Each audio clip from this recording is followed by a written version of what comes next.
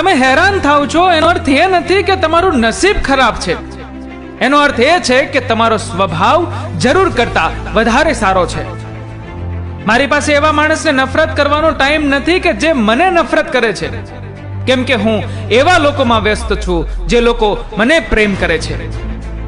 ભૂખ તો સંબંધોને પણ લાગે છે, બસ લાગણીઓ સ્વાદિષ્ટ હોવી જોઈએ.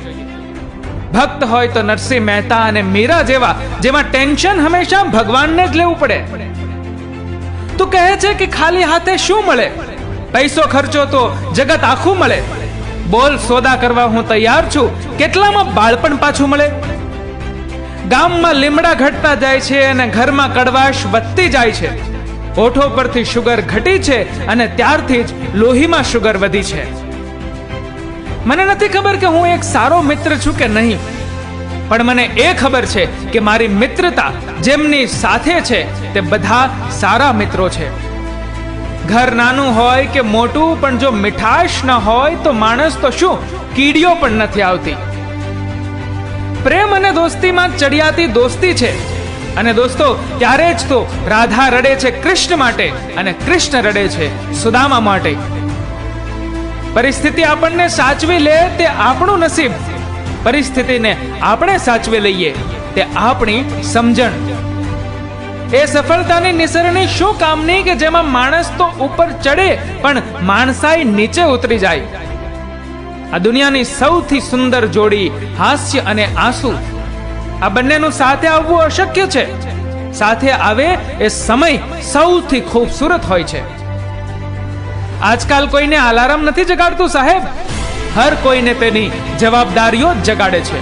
બોર ખાઈને જે ઠળિયો નકામો સમજીને ફેંકી દઈએ છીએ ને સાહેબ, એ જ ઠળિયામાં બીજા હજારો બોર પેદા કરવાની તાકાત રહેલી હોય છે. એટલે સંબંધ કોઈ પણ હોય, મતલબ નીકળી ગયા પછી એને નકામો ના સમજવો જોઈએ. કોઈ પણ વાતને સાબિત કરવામાં શક્તિને નહીં પણ સહન શક્તિની જરૂર પડે છે. માણસ કેવા દેખાય એના કરતા કેવા છે એ મહત્વનું છે.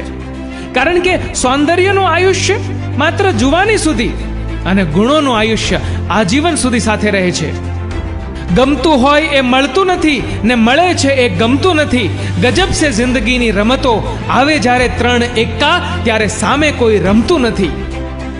આજના સમયમાં જન્મ અને મૃત્યુ બંને મોંઘા થઈ ગયા છે, કેમ કે સિઝેરિયન વગર કોઈ આવતું નથી અને વેન્ટિલેટર વગર કોઈ જતું નથી.